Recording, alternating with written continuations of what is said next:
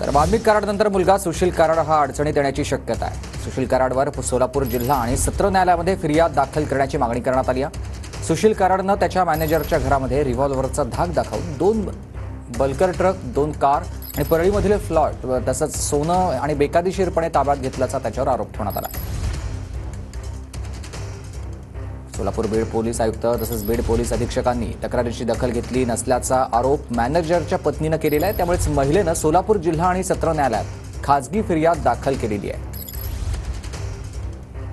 घर जागा जी होती ते अनिल मुंडे याच्या नावावर करून घेतली।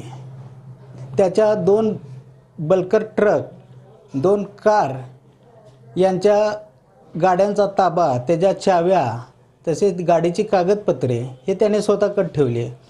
इतक्यावरच न थांबता त्याने पीडित महिलेच्या पतीचे 2.5 तोळ्याचे सोने हे टाक ज्वेलर्स परळी येथील सोनाराला विकून त्याच्याकडून पैसे घेतले।